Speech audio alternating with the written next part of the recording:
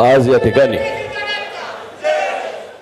शिवसेना पक्षाचा छत्रपती शिवाजी महाराज की जय भवानी महादेव।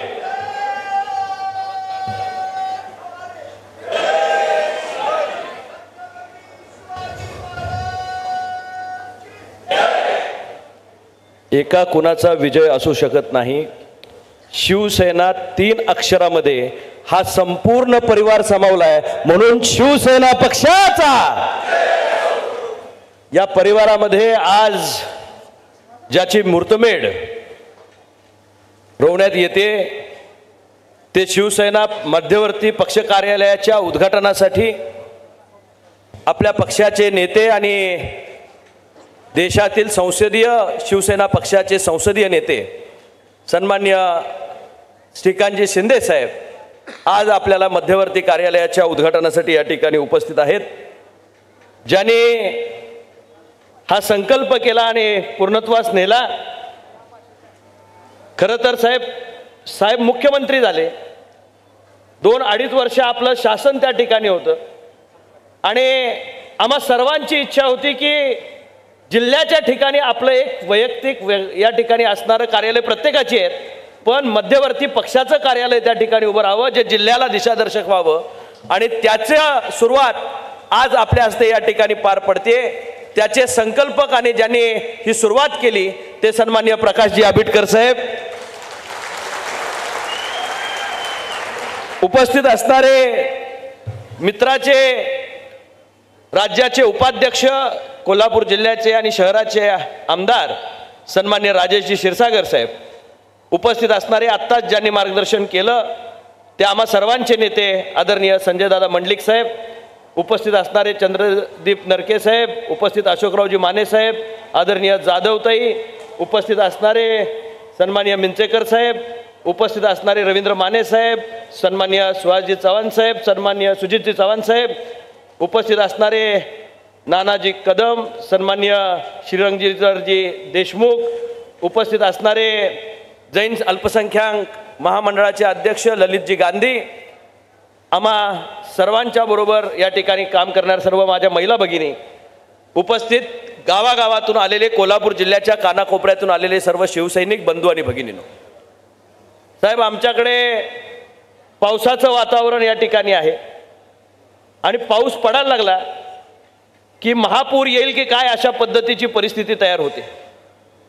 मला श्रीकांतजी शिंदे साहेबांना मुद्दामून सांगायचं आहे, साहेब यावर्षी पूर येईल की नाही आम्हाला माहीत नाही, पण शिवसेनेच्या भगव्या विचाराचा महापूर बाकी कोल्हापूर जिल्ह्यामध्ये आल्याशिवाय राहणार नाही।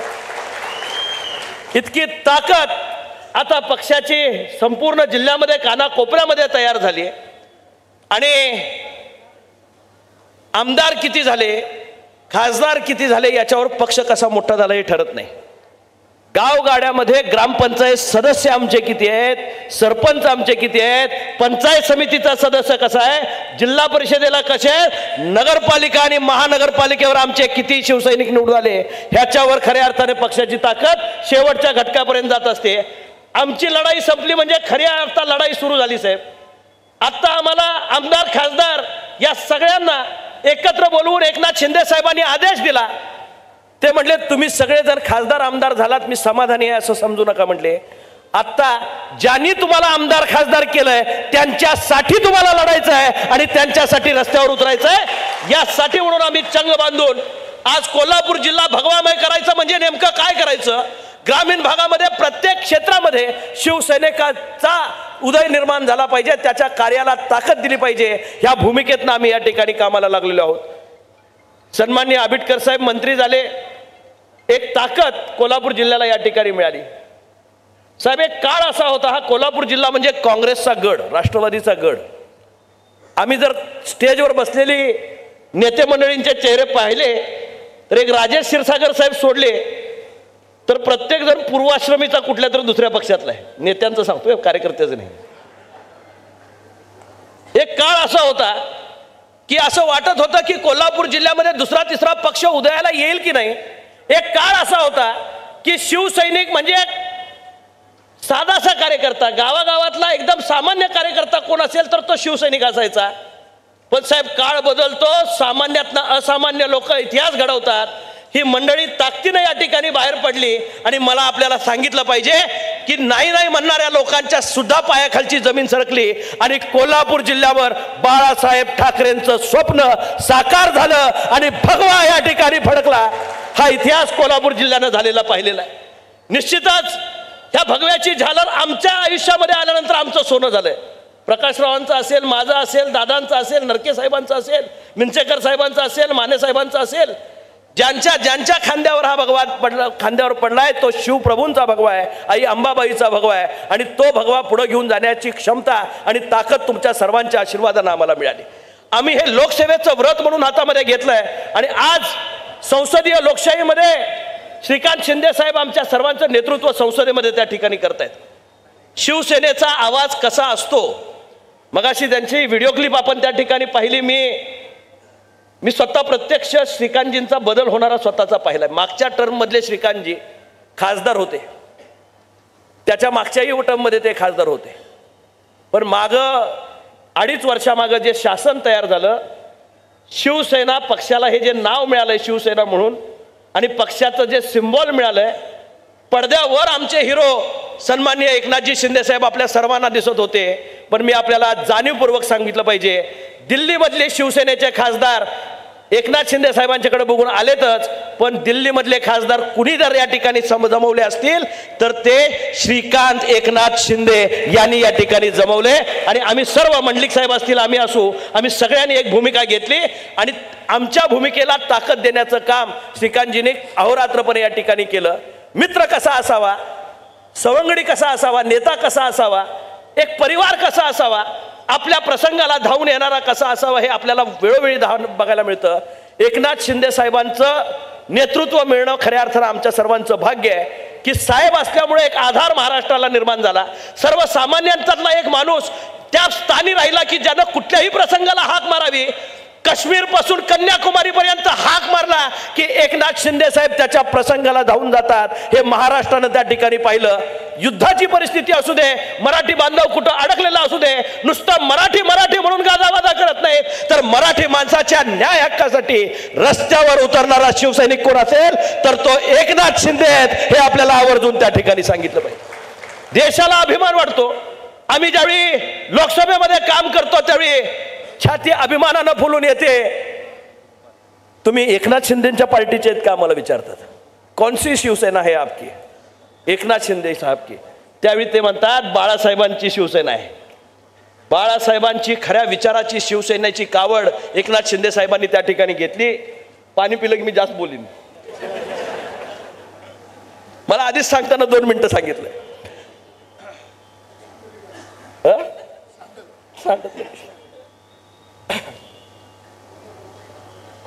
खरी विचाराची शिवसेना ही एकनाथ शिंदे साहेबांनी जिवंत ठेवली. या मध्यवर्ती कार्यालयाच्या निमित्तानं साहेब मला आपल्याला विनंती करायची आहे, राज्यातला कुठलाही शिवसेनेचा मंत्री आला तो कलेक्टर ऑफिसला जाऊ दे, त्याची शासकीय कामं करू दे, पण शिवसैनिकाला भेटण्यासाठी ह्या कार्यालयामध्ये त्या ठिकाणी आला पाहिजे. त्याचं गारानं ऐकलं पाहिजे. त्याचा प्रश्न तिथं सोडवण्यासाठी त्या ठिकाणी आपल्या पक्षाला बळ देण्यासाठी इथं आलं पाहिजे. आमदार खासदार जिल्ह्यातले त्या ठिकाणी असतीलच, पण आपण ज्यावेळी या ठिकाणी जिल्ह्यामध्ये याल, साहेब याल, त्यावेळी सुद्धा कार्यालयाला भेट झाली पाहिजे. आणि या कार्यालयाची शाखा प्रत्येक तालुक्यामध्ये, आता त्याचं मॉनिटरिंग करण्याचं काम, मध्यवर्ती शाखा तयार झाली, प्रत्येक तालुक्यामध्ये त्याचं नेटवर्क आणि गाव लेवलला आपण शाखा नेण्याचं काम आपण सर्वांच्या माध्यमातून या ठिकाणी करणं गरजेचं आहे. आज राधानगरी भुदरगड लय मोठ्या प्रमाणात आलाय साहेब. मतदारसंघ बघितले ना तर त्यातला आज प्रकाशरावांनी काय धरण भरायला लागलं की दरवाजे आपोआप उघडतात, ॲटोमॅटिक आहे ते.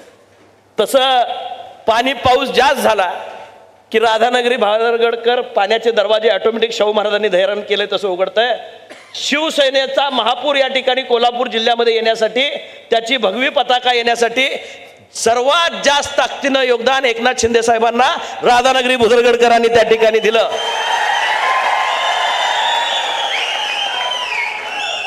आणि मी आपल्याला या ठिकाणी सांगू इच्छितो, प्रकाशरावांना जे मंत्रिपद दिले ना, आमच्या कुणाच्या सांगण्यावरनं मिळालेलं नाही. त्या भाषणामध्ये एकनाथ शिंदे साहेबांनी तिथं शब्द दिला आणि आपल्या नेत्याला या ठिकाणी पालकमंत्री आणि राज्याचा मंत्री त्या ठिकाणी शब्द पाळणारा नेता, कर्तृत्वाला संधी देणारा नेता, सामान्यांची कणव जाणणारा नेता, सामान्यांच्या मध्ये राहून सामान्यांचे प्रश्न सोडवणारा नेता म्हणून आपल्या नेत्याची खाती आहे. आणि म्हणूनच आज जी आम्ही शिवसेना म्हणून या ठिकाणी अभिमानानं वावरतो, ही सगळी मंडळी साहेबांच्या नेतृत्वाखाली या कोल्हापूर जिल्ह्यामध्ये आपल्याला ताकदीनं उभं करायची आहेत. उद्याचा येणारा जिल्हा परिषदेचा अध्यक्ष आणि दोन्ही महानगरपालिकेवरचे महापौर हे शिवसेनेचे झाले पाहिजेत, याच्यासाठी चंग बांधायची भूमिका आपण त्या ठिकाणी घ्यायची आहे. आज खऱ्या अर्थानं ह्या ताकदीला आम्ही विमानात नाही येत होतो साहेब दोघं, आता येताना मला म्हटले साहेब येताना पाऊस दिसायला लागला. आम्ही तिकडे उकाड्यात होतो दिल्लीमध्ये, पावसात माणसं जमली असतील का म्हणले, माणसं आता एवढा मोठा कार्यक्रम घेतलाय, माणसं जमली असतील का. मला इथं आलेल्या जनसागराचे मनापासून ह्या सगळ्यांच्या मतदारसंघातली लोक, कोल्हापूर जिल्ह्याच्या कानाकोपऱ्यातली लोक इथं आलेत, सगळ्यांचे ऋण आणि आभार व्यक्त करायचे आहेत. ऊन वारा पाऊस शिवसैनिकाला थांबवू शकत नाही, त्याला विचारच या ठिकाणी पुढे घेऊन जातो. आणि बाळासाहेबांनी जो विचार आम्हा सर्वांच्या या ठिकाणी हातामध्ये दिलाय तो पुढे घेऊन जाण्याचं काम आम्ही सर्वजण करतोय. निश्चितच एकनाथ शिंदे साहेबांच्या नेतृत्वाखाली आज महाराष्ट्रामध्ये हा बलंदत पक्ष मोठ्या ताकदीने उभा राहतोय. कोल्हापूर जिल्ह्यामध्ये अलीकडचे झालेले प्रवेश जर बघितले, पालकमंत्र्यांच्या नेतृत्वाखाली, सन्माननीय सर्वच नेत्यांच्या मंडळींच्या नेतृत्वाखाली कोल्हापूर महानगरपालिकेपासून ते कोल्हापूर जिल्ह्यातले सर्वात जास्त प्रवेश कुठल्या पक्षामध्ये होत असतील तर ते शिवसेना पक्षामध्ये होत आहेत. आणि लोक एकनाथ शिंदे साहेबांच्या कामाकडे बघून या ठिकाणी आपल्याकडे या ठिकाणी येत आहेत, साहेबांचं नेतृत्व मोठं करण्यासाठी येत आहेत. साहेब, आपण जगभरामध्ये बाळासाहेब ठाकरेंचा एक शिवसैनिक परदेशामध्ये सुद्धा गेला, सर्वात तरुण वयाचा, एकनाथ शिंदे साहेबांचा चिरंजीव म्हणून त्यांना ती संधी मिळाली नव्हती.